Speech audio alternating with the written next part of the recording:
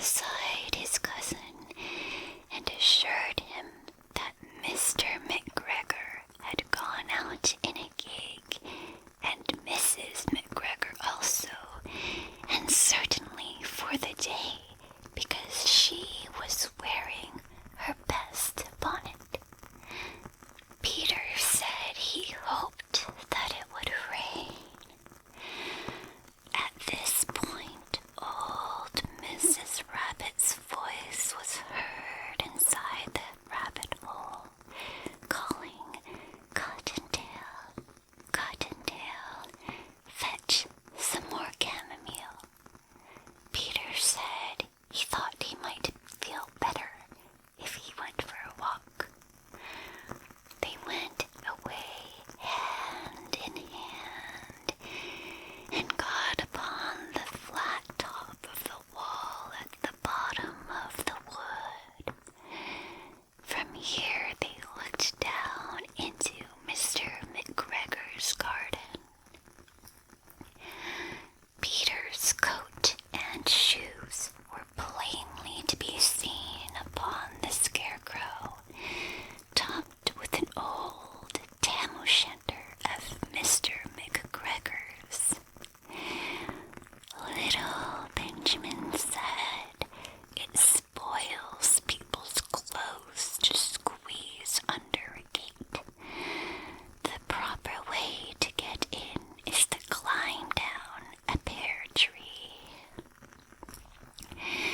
Peter fell down head first, but it was of no consequence, as the bed below was newly raked and quite soft. It had been sown with lettuces.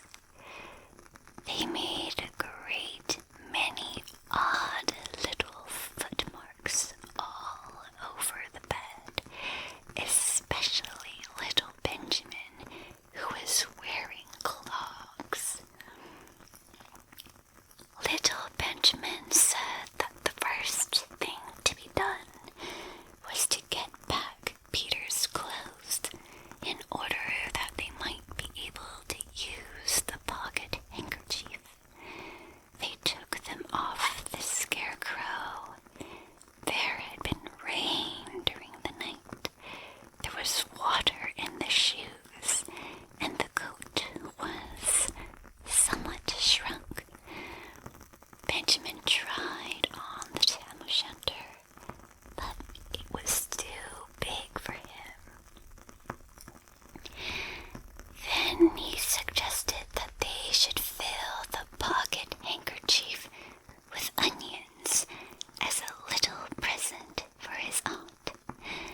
Peter did not seem to be enjoying himself.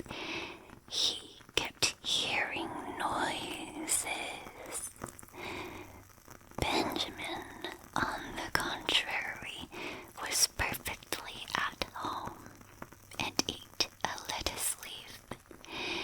He said that he was in the habit of coming to the garden with his father to get lettuces for their Sunday dinner. The name of little Benjamin's papa was old Mr. Benjamin Bunny. The lettuces certainly were very fine. Peter did not eat anything. He said he should like to go home. Presently, he dropped half the onions. Little Benjamin said that it was not possible to get back up the pear tree with a load of vegetables. He led the way boldly towards the other end of the garden. They went along a little walk on planks under a sunny red brick wall. The mice sat on their doorsteps,